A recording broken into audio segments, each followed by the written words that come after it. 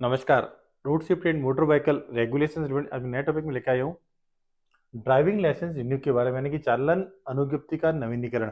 यानी कि जैसा कि आपको पता है, आप जब भी कोई व्हीकल चलाते हैं तो व्हीकल चलाने के लिए आपको ड्राइविंग लाइसेंस की आवश्यकता होती है। लेकिन आपको जब कोई भी नया ड्राइविंग लाइसेंस मिलता है तो वह ड्राइविंग लाइसेंस एक निश्चित अवधि के लिए मिलता है, एक निश्चित उम्र के लिए मिलता है। उसके बाद आपको उस ड्राइविंग लाइसेंस का नवीनीकरण कराना पड़ता है, रिन्यू कराना पड़ता है। तो लाइसेंस कितने साल के लिए मिलता है, इसका नवीनीकरण कब कराना पड़ता है, नवीनीकरण कराने का क्या प्रोसेस है, उसके बारे में आज अपन डिस्कस करेंगे। उससे पहले कि वीडियो स्टार्ट करें, अगर पूर्व की मेरी वीडियो आपको पसंद आए और मेरे चैनल को सब्सक्राइब नहीं किया या मेरे चैनल पर प्रथम बार आए हैं तो प्लीज मेरे चैनल को सब्सक्राइब कर ले, जिससे कि इनसे संबंधित कोई भी जो नई वीडियो अपडेट्स होगा तुरंत आपको मिल सके। तो अपन स्टार्ट करते हैं ड्राइविंग लाइसेंस रिन्यू या चालन अनुज्ञप्ति का नवीनीकरण। Provisions. Central motor vehicle act और सेंट्रल मोटर व्हीकल रूल के अंदर लाइसेंस का ड्राइविंग लाइसेंस के रिन्यू का प्रोविजंस दे रखा है। सेक्शन 15 मोटर व्हीकल एक्ट के और सेंट्रल मोटर व्हीकल रूल के रूल 18 के अंदर ड्राइविंग लाइसेंस के रिन्यू का प्रोविजन दे रखा है कि कोई भी जो ड्राइविंग लाइसेंस बनेगा, ड्राइविंग लाइसेंस का रिन्यू आपको कराना है। क्या लिख रखा है, क्या है इसमें? You may apply within 1 year after the date of expiry without penalty. यानी कि आप अगर अपना ड्राइविंग लाइसेंस खत्म होने के 1 साल के भीतर भीतर करा लेते हैं तो आपके उसके ऊपर जो रिन्यू की पेनल्टी है वो कोई भी पेनल्टी नहीं लगेगी। तथा अगर आप 1 साल के बाद कराते हैं तो आपको रिन्यू की पेनल्टी तो देनी पड़ेगी, साथ में आपको वापस रीटेस्ट देना पड़ेगा। यानी कि जिस प्रकार से आप जब नया लाइसेंस बनाते हैं वो लगभग फॉर्मेलिटी, केवल इसमें लर्निंग लाइसेंस नहीं बनेगा, लेकिन जो टेस्टिंग की फॉर्मेलिटी है वो आपको वापस करनी पड़ेगी। तो 1 साल तक कोई पेनल्टी नहीं है, कोई रीटेस्ट नहीं है, और 1 साल के बाद खत्म होने के लाइसेंस के आपको पेनल्टी भी देनी पड़ेगी और आपको रीटेस्ट भी देना पड़ेगा, जैसे कि नया लाइसेंस बनाते समय करते हैं। नेक्स्ट है करेंसी। यानी कि जब आपको ड्राइविंग लाइसेंस जारी किया जाता है तो लाइसेंस की वैधता कितनी आपको मिलती है, यानी कि लाइसेंस कब तक वैध होता है। इसके लिए मैंने ड्राइविंग लाइसेंस से संबंधित एक अलग से वीडियो बना रखा है जिसमें मैंने डिटेल्स में बता रखा है कि ड्राइविंग लाइसेंस की कौन कौन सी कैटेगरी होती है, क्या उनकी जो वैधता क्या होती है, ठीक है ना, नई लाइसेंस पे क्या जुर्माना निर्धारित कर रखा है, उसके बारे में डिटेल से बता रखा है। तो अब अपन यहाँ पे देखते हैं करेंसी वैधता। अगर आपका ट्रांसपोर्ट व्हीकल का लाइसेंस बना हुआ है तो इसके लिए यह लाइसेंस आपको 5 साल की अवधि के लिए बनता है, यानी कि इसकी वैधता 5 साल के लिए अवधि के लिए होती है। और एज है जो 20 साल की उम्र के समय यह लाइसेंस न्यूनतम उम्र 20 वर्ष होती है, उसके बाद ये आपके लाइसेंस बनता है।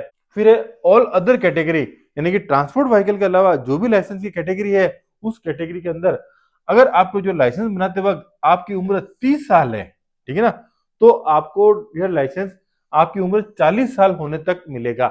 यानी कि जैसे मैंने एक 22 साल की उम्र में मैंने अपना ड्राइविंग लाइसेंस बनाया है, तो जब मेरी उम्र 40 साल हो जाएगी, यानी कि 18 साल की उम्र तक, 18 साल के लिए मुझे ये ड्राइविंग लाइसेंस प्राप्त होगा। और अगर आपकी उम्र 30 से 50 वर्ष के है तो उस केस में ये 10 साल के लिए आपको ड्राइविंग लाइसेंस प्राप्त होता है। जैसे कि मैंने ड्राइविंग लाइसेंस बनाया 49 साल की उम्र में, तो उस समय ड्राइविंग लाइसेंस 10 साल के लिए यह ड्राइविंग लाइसेंस मिलेगा, यानी कि 59 साल की उम्र तक यह मेरा लाइसेंस वैध रहेगा 10 साल के लिए। अगर मेरी उम्र 50 और 55 साल के बीच में है, अगर ड्राइविंग लाइसेंस बनेगी, तो उस केस के अंदर जब मेरी उम्र 60 साल की हो जाएगी, यानी कि जैसे मैंने 51 साल की उम्र में अगर कोई लाइसेंस बनाया है, तो उस केस के अंदर जब तक मेरी उम्र 60 साल हो जाएगी तब तक के लिए वो लाइसेंस की वैधता रहेगी। और इसके बाद 55 साल के ऊपर प्रत्येक 5 वर्ष के लिए आपका ड्राइविंग लाइसेंस रिन्यू होता रहेगा। अधिकतम सीमा कोई भी निर्धारित नहीं कर रखी है। जब तक आप मेडिकल रूप से स्वस्थ है, ठीक ना, आप गाड़ी चला सकते हैं, तब तक आप लाइसेंस को रिन्यू करा के गाड़ी को चला सकते हैं, ड्राइविंग लाइसेंस को रिन्यू करा सकते हैं। फिर documents required.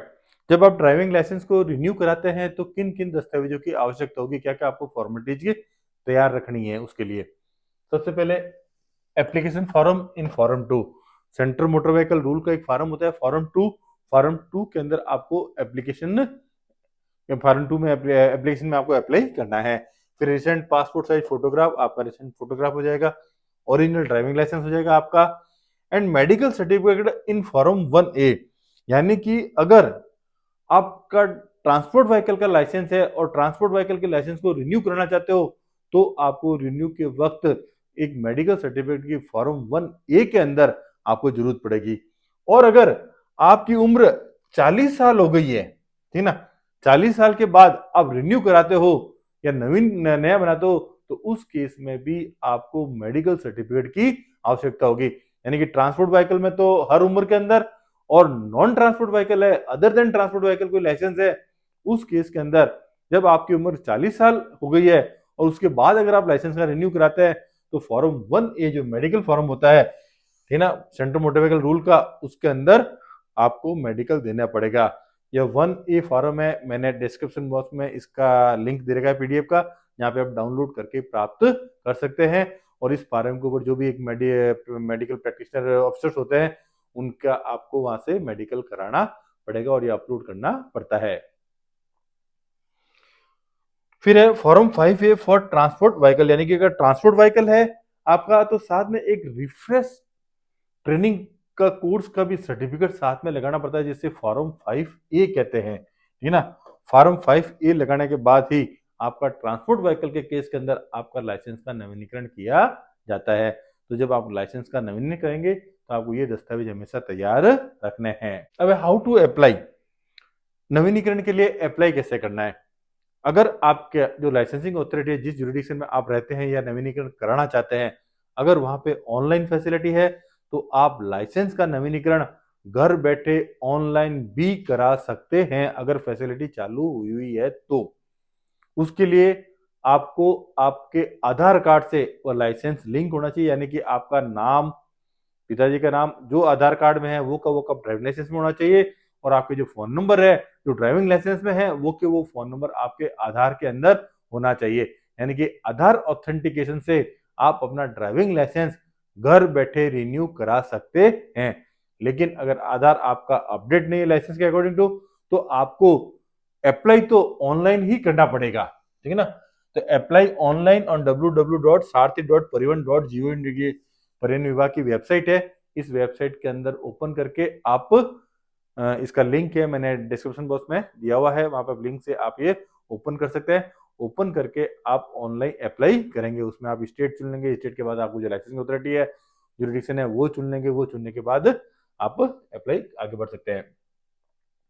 You may select contactless services if available with your licensing authority with Aadhaar authentication। जैसे कि मैंने अभी कहा था, अगर वहां पे आपका ऑनलाइन फैसिलिटी है, ठीक है ना, कॉन्टेक्टलेस फैसिलिटी शुरू हो गई है, तो उस केस में आप आधार ऑथेंटिकेशन से, यानी कि जब आप वो मैंने वेबसाइट बताई है, इस वेबसाइट को ओपन करेंगे, ओपन करते ही ऊपर आ जाएगा, ठीक ना, विथ आधार ऑथेंटिकेशन और नॉट, ठीक ना। तो आप आधार ऑथेंटिकेशन सेलेक्ट करेंगे, तो उसके अंदर आपको आधार से आप जो ही आधार नंबर डालोगे, आप इसके डेटा है वो आपके फैच हो जाएंगे, ठीक ना। फैच होने के बाद आगे जो भी प्रोसेस है उसके अनुसार कर सकते हैं।